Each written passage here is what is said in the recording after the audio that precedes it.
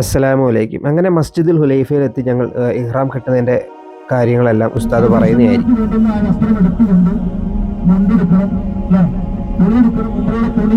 അതുപോലെ തന്നെ സോപ്പ് വേണമെങ്കിൽ സോപ്പ്, പല്ലുതേക്കാൻ ബ്രഷ് വേണമെങ്കിൽ ബ്രഷ്, പേസ്റ്റ് വേണമെങ്കിൽ പേസ്റ്റ്, എന്താണോ വേണ്ടത് കുളിക്ക് ആവശ്യമുള്ളത്, ഹുലയിൽ ആവശ്യമുള്ളത് അതൊക്കെ എടുക്കാം.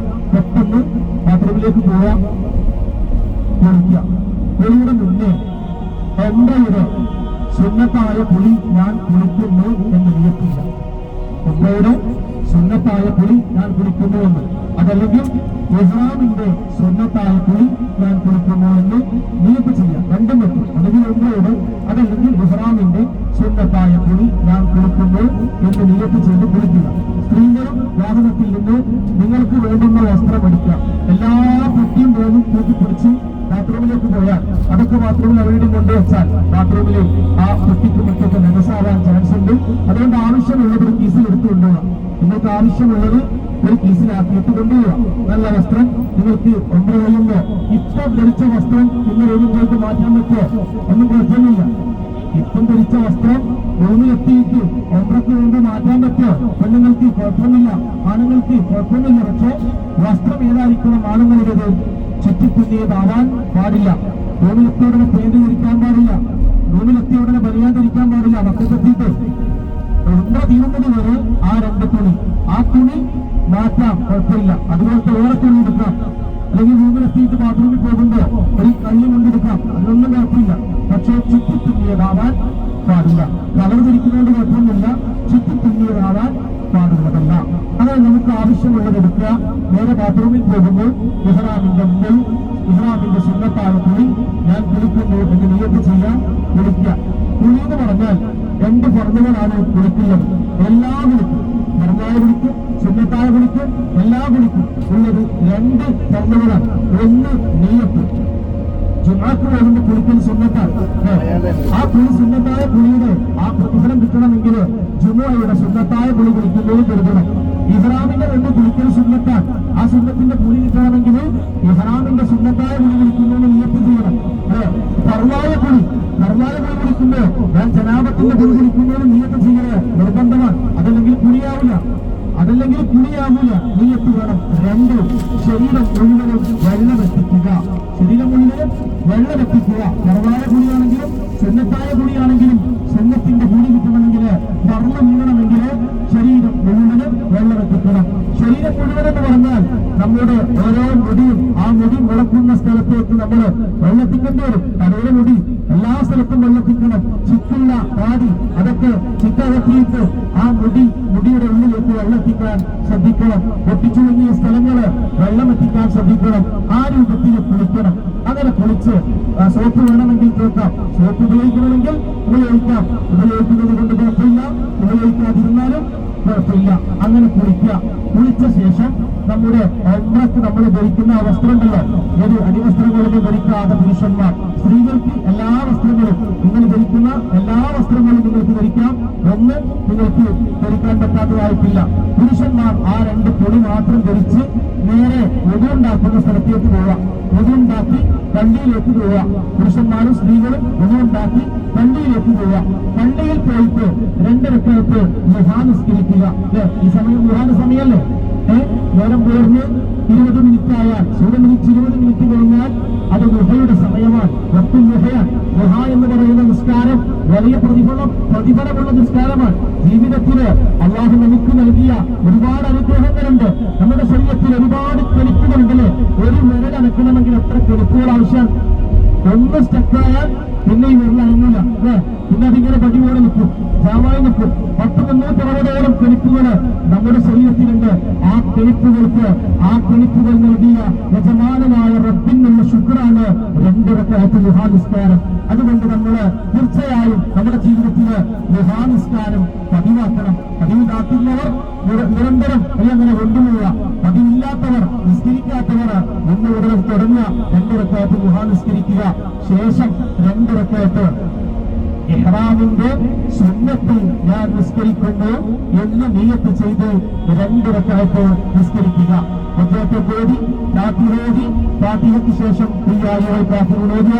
2ാമത്തെ റക്അത്തില് ഫാത്തിഹയ്ക്ക് ശേഷം ഖുൽ ഹുവല്ലാഹു അഹദ് സൂറത്ത് ഓതുക. സലാം വീട്ടുന്നു. സലാം വീട്ടുന്നാൽ അത്തഹിയ്യത്തിൽ ഓതിയിട്ട് സലാം വീട്ടുന്നു, അല്ലാണ്ട് ഖുൽ ഹുവല്ലാഹു ഓതിയിട്ട് സലാം വീട്ടുന്നല്ല. അത്തഹിയ്യത്തൊക്കെ ഓതിയിട്ട് സലാം വീട്ടുന്നു. നേരെ അവിടെ നിന്ന് ചെറുകയിൽ ദ്വാരന്ന് പെട്ടെന്ന് എഴുന്നേറ്റ് ബസ്സിലേക്ക് വരിക. ഇതിന് എത്ര സമയം വേണം നിങ്ങൾക്ക്? ഇപ്പോ ഒരു 3/4 മണിക്കൂർ സമയം വരെ കുട്ടികളുള്ള ആളുകൾക്ക് ഒരു 4 മണിക്കൂർ കൂടി എക്സ്ട്രാ കൊടുത്തു. നിങ്ങളല്ല കേട്ടോ, കുട്ടികളുള്ള ആളുകൾക്ക് 4 മണിക്കൂർ കൂടി സമയം കൊടുത്തിട്ട് 1 മണിക്കൂർ. നിങ്ങൾക്ക് എത്രയാ? ബേക്കിൽ വന്നാ കുമൈസ് 2 ഉമൈസാണ് 45 മിനിറ്റ് കേക്ക് ഉണ്ടാക്കും കേട്ടോ. ബാക്കിയുള്ളവർക്ക് 1 മണിക്കൂർ. കാരണം 4 മണിക്കൂർ നിങ്ങളിവിടെ കരുതിട്ടുണ്ട്. അതുകൊണ്ടാ 2 ഉമൈസാണ്. അപ്പൊ ആരാലും ഇത് പറഞ്ഞിരുന്നില്ലേ? എന്തൊക്കെ ഇവിടെ ഇറങ്ങുമ്പോ സാധനം എടുക്കുക, നേരെ പോവുക, ഇഹ്റാമിന്റെ മുമ്പുള്ള സുന്നത്ത് കുളിക്കുന്നത് കരുതുക, കുളിക്കുക, പുറത്തിറങ്ങി ഒതുണ്ടാക്കി നേരെ പള്ളിയിൽ കയറുക. പള്ളിയിൽ നിന്ന് 2 റക്അത്ത് ദുഹാ നിസ്കരിക്കുക. ദുഹാ നിസ്കാരം ഞാൻ നിസ്കരിക്കുന്നു നിയ്യത്ത് വെച്ച് ദുഹാ നിസ്കരിക്കുക.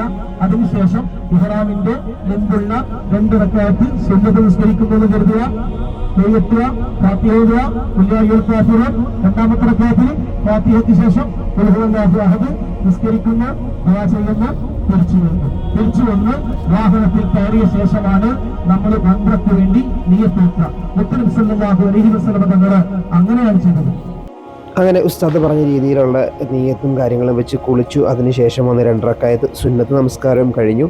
അതിനുശേഷം നേരെ ഇനി ബസ്സിലേക്കാണ് ഞങ്ങൾ പോകുന്നത്. അപ്പോൾ ഈ കാണുന്ന പള്ളിയാണ് നമ്മുടെ മസ്ജിദുൽ ഹുലൈഫ എന്ന് പറഞ്ഞ പള്ളിയാണ്. ഇവിടെ നിന്നാണ് ഇഹ്റാം കെട്ടി നമ്മൾ മദീനയിൽ നിന്ന് മക്കയിലോട്ട് പോകുന്ന ഒരു രീതിയാണ്. ഇങ്ങനെ ഇനി ബസ്സിൽ പോയിട്ട് ഉംറയ്ക്കുള്ള നിയ്യത്ത് ചെയ്യുകയാണെന്നുള്ളത്. അതിനുശേഷം സലാത്ത് കാര്യങ്ങളൊക്കെ ചെല്ലുന്നുണ്ട്.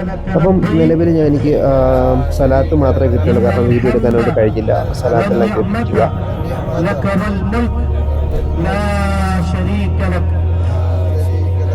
എല്ലാവരും മനസ്സിലൊന്നും കൂടി കേൾക്കുക. മക്കയിലെത്തി ഉംറ നിർവഹിക്കാൻ എന്തെങ്കിലും നിലക്ക് തടസ്സം നേരിട്ടാൽ, നമ്മള് മക്കയിലെത്തി, ഇപ്പൊ നിയ്യത്ത് വെച്ചില്ലേ, മക്കയിലെത്തി എന്തെങ്കിലും നിലക്ക് തടസ്സം. ഉസ്താദ് എല്ലാ വക നിയ്യത്തും കാര്യങ്ങളും എല്ലാം പറഞ്ഞിരുന്നുണ്ട്. അതായത് നമ്മളിപ്പം ഉംറ നിർവഹണത്തിന് പോയിട്ട് നമുക്കത് എന്തെങ്കിലും ബുദ്ധിമുട്ട് സംഭവിക്കുകയാണെങ്കിൽ അത് എങ്ങനെ നമുക്ക് പ്രിവെൻറ്റ് ചെയ്യാം എന്നുള്ള കാര്യങ്ങളും എല്ലാം പറഞ്ഞിരുന്നുണ്ട്. പക്ഷേ മൊത്തം എനിക്ക് വീഡിയോയിൽ ഉൾക്കൊള്ളിക്കാൻ കഴിഞ്ഞില്ല, കാരണം ലെങ്ത് കൂടുന്നത് കാരണം കൊണ്ടിട്ടാണ്. അപ്പം തീർച്ചയായിട്ടും ഉസ്താദിൻ്റെ സലാത്തും കാര്യങ്ങളും ദിക്റും എല്ലാം കേട്ട് ഞങ്ങൾ മുന്നോട്ട് തന്നെ പോവുകയാണ്. അതെല്ലാം നിങ്ങൾക്ക് കാണാൻ കൊണ്ട് കഴിയും.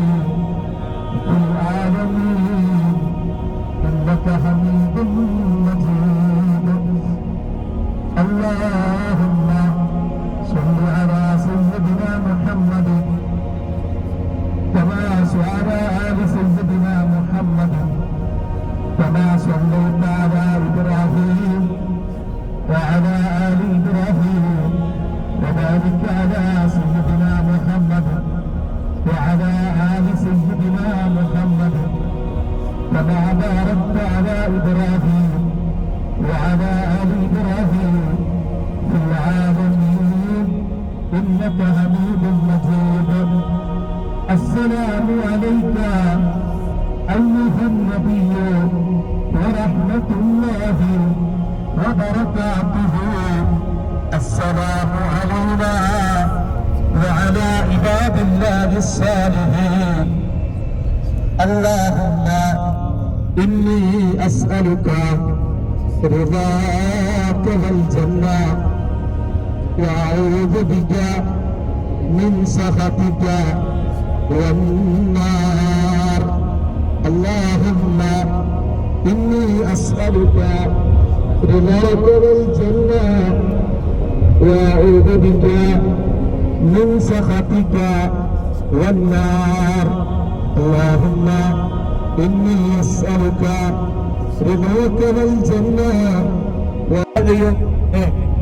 എല്ലാം ചൊല്ലാൻ കഴിയുന്നു, ബേജാറ് വേണ്ട, ഞാൻ ചൊല്ലിത്തരും. എന്റെ കൂടെ തന്നെ വരിക, നിങ്ങൾ ചൊല്ലുക. അങ്ങനെ ചൊല്ലിയിട്ട് കയറിയിട്ട് പോവുക. നമ്മൾ എങ്ങോട്ടാ പറ്റുന്നത്? തവാഫ് ചെയ്യാം അല്ലേ? അത്യാവശ്യം നല്ല ദൂരമുള്ളത് കൊണ്ട് ഞങ്ങൾ കുറച്ച് നേരം ഉറങ്ങാം എന്ന് കരുതി. കാരണം മദീനയിൽ നമുക്ക് റൂമോ കാര്യങ്ങളോ ഒന്നും ഇല്ലാത്തതുകൊണ്ട് ഉറങ്ങാനെ കൊണ്ടൊന്നും കഴിഞ്ഞില്ല. അപ്പം അവിടെ നമ്മൾ ഒരുപാട് സമയം ചിലവഴിക്കുകയുണ്ടായി. അപ്പോൾ അതിനുശേഷം നമുക്ക് ബസ്സിൽ കുറച്ച് നേരം കിട്ടുന്ന ഒരു ഏതാണ്ട് 300-400 കിലോമീറ്ററോളം ഉണ്ട്. ആ ഒരു കിലോമീറ്ററിനുള്ളിൽ നമുക്ക് കുറച്ച് നേരം 1 മണിക്കൂർ 2 മണിക്കൂറെങ്കിലും ഉറങ്ങാനെ കൊണ്ട് സാധിച്ചാൽ അത്രയും നല്ലതാണ്. അപ്പം അതുകൊണ്ട് കുറച്ച് നേരം ഒന്ന് ഉറങ്ങാമെന്ന് വിചാരിച്ച് കണ്ണടയ്ക്കുന്നു. പക്ഷേ കുറച്ച് നേരം ഉറങ്ങി എന്ന് വേണം തന്നെ പറയാം. കാരണം നല്ല പെടൽ വേദന, എണ്ണിച്ച് കഴിഞ്ഞപ്പോൾ നല്ല പെടൽ വേദനയും കാര്യങ്ങളൊക്കെ ഉണ്ടായിരുന്നു. അപ്പോൾ അതിന് ശേഷമുള്ള കാഴ്ചകൾ നമുക്ക് തുടർ കാഴ്ചകൾ ഇനിയും കാണാം.